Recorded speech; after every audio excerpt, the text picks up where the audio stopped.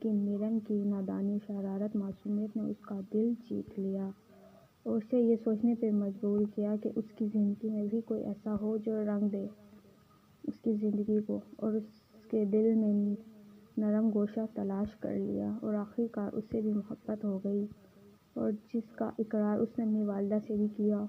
وہ تو ویسے ہی بہت خوش ہو گئیں کیونکہ وہ میرم کو اپنی بہو بنانا چاہتی تھی۔ آہستہ آہستہ اس نے میرم سے دوستی شروع کی، اس کی مدد کی پڑھائی میں اسے کالج لے کر آنا جانا، نرمی سے بات کرنا تاکہ وہ اس کے لیے آسانی پیدا کر سکے اور اس کے دل کا حال جان سکے۔ روز اپنی کھڑکی میں کھڑے ہو کر اس کی بالکنی میں دیکھنا، پڑھائی میں اس کی مدد کروانا، کوئی بھی پریشانی ہوتی یا گھر والوں کو کوئی بات منوانی ہوتی تو میرم پہلے بالاج کو بولتی کیونکہ اس کی امی بالاج کو بہت پسند کرتی تھی اور اپنا بیٹا مانتی تھی، اس لیے میرم بھی اس کا بھرپور فائدہ اٹھا کے بالاج کو مناتی تاکہ وہ اس کے گھر والوں کو بولے اور گھر والے بھی آسانی سے مان جائیں، اور ہوتا بھی یہی تھا۔ اگلے دن سے میرم نے اپنے لیے کام ڈھونڈنا شروع کر دیا کیونکہ اب وہ بالاج کا اور احسان نہیں لینا چاہتی تھی۔ اس کے والد کی وفات کے بعد بالاج نے پورے گھر کا خرچہ اور انتظام سنبھالا تھا، اس کی والدہ کی میڈیسن کا خیال رکھتا، پورے گھر کا۔ میرم ان سب سے چھٹکارا چاہتی تھی اور خود کمانا چاہتی تھی تاکہ اپنی والدہ کا خرچہ اٹھا سکے اور اپنا بھی اور اپنے گھر کا بھی۔ اس لیے اس نے اپنی دوست سے رابطہ کیا جس کا نام رابعہ تھا۔ رابعہ اس کی اسکول کے بچپن کی دوست تھی اور دونوں میں کوئی سیکرٹ نہیں تھا۔ اس کے والد کاروبار والے شخص تھے۔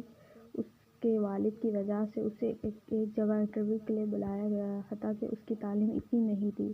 رابعہ نے اس کمپنی کے بارے میں بتایا کہ ڈیزائنر کی کمپنی تھی، وہاں ایک سینئر مینیجر تھی جس کا اسے صرف ہیلپر کی ضرورت ہے، اور میرم کو تو اسٹیچنگ، ڈیزائننگ، کرافٹنگ میں بہت اچھی تھی تو ہیلپر کی جاب اسے مناسب لگی اور اس لیے وہ انٹرویو دینے کے لیے چلی گئی تاکہ اس کی باس ایک لیڈی تھی جو بہت اچھے نیچر کی مالک تھی اور سننے میں آیا بہت نرم دل تھی۔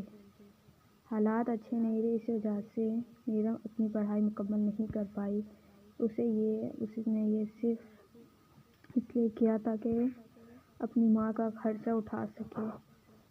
میرم والدین کی اکلوتی اولاد تھی۔ اپنے والدین کی ماں باپ نے بہت پیار سے اسے پالا تھا اور اس پر پڑھائی کے لیے زیادہ فورس بھی نہیں کیا اور آزادی دی پر، لیکن میرم اپنی حدود جانتی تھی۔ اس نے کبھی ایسا کوئی کام نہیں کیا جس سے اسے والدین کو شرمندگی ہونا پڑے۔ وہ چلبلی سی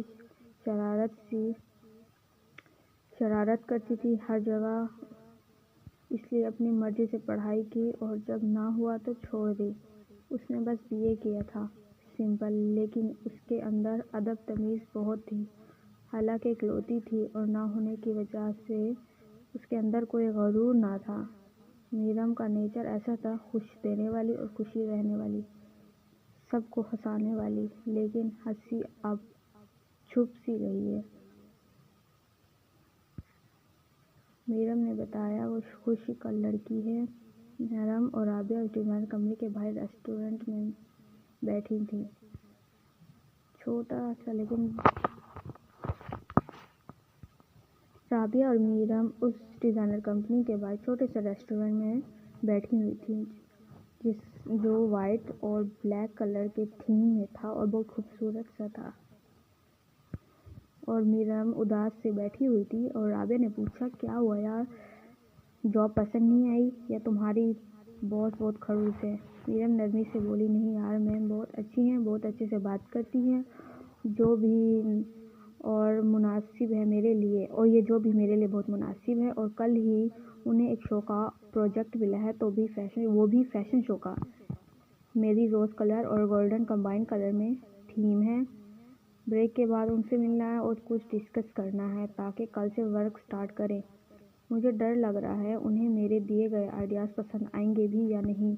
رابعہ نے پر اعتمادی سے بولا کیوں نہیں آئیں گے، آخرکار میری دوست نے اتنی محنت سے بنائی ہے اور تم سب سے زیادہ بیسٹ ہو۔ اپنے اندر اعتماد پیدا کرو، کچھ بھی مشکل نہیں ہے۔ اگر کسی ہیلپ کی ضرورت ہو تو تم مجھ سے بول سکتی ہو۔ میرم یہ سن کر پھر خاموش ہو گئی۔ رابعہ نے بولا، یار اب کیا ہوا، تم اتنی اداس کیوں ہو؟ بولتی کچھ کیوں نہیں؟ رابعہ نے نرمی سے اس کے ہاتھوں میں اپنا ہاتھ رکھا اور اس کی اداسی کی وجہ پوچھی اور اس سے نرمی سے دیکھا۔ میرم نے اسے دیکھا، وہ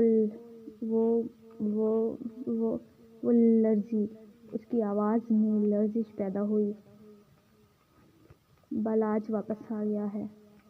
رابعہ دیکھ سکتی تھی کیسے اس شخص کا نام لیتی اس کی زبان لڑکھڑائی، حالانکہ جب وہ پہلے اس کا ذکر کرتی تھی تو کتنا خوش ہوتی تھی، اب تو جیسے اسے خوف آتا ہے۔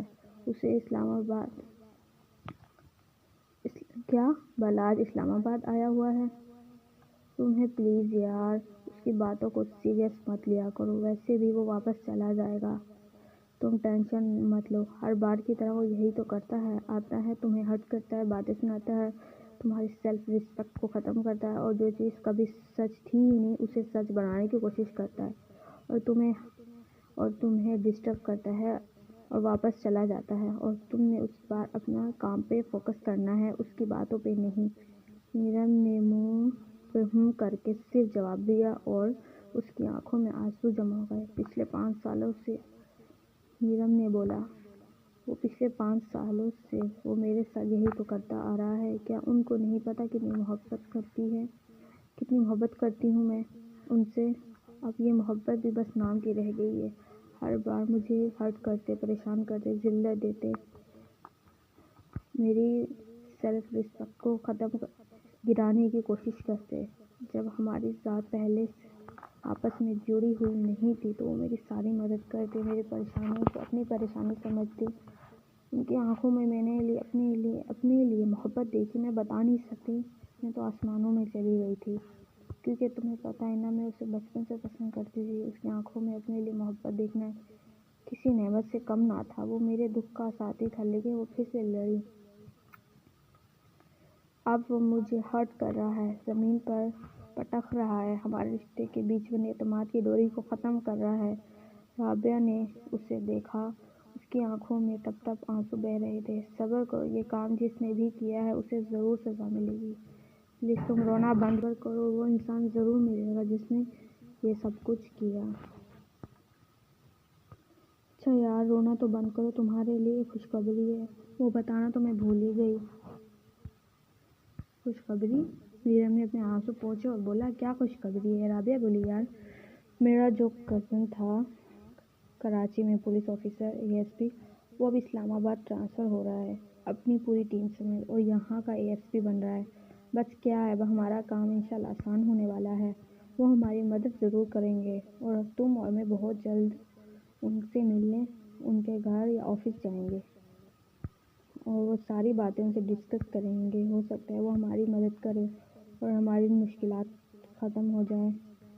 ہم اپنی طرف سے پوری کوشش کریں گے اور اس جنگ میں تمہارے ساتھ ہوں۔ مجھے اپنی دوست نہیں بہن سمجھنا۔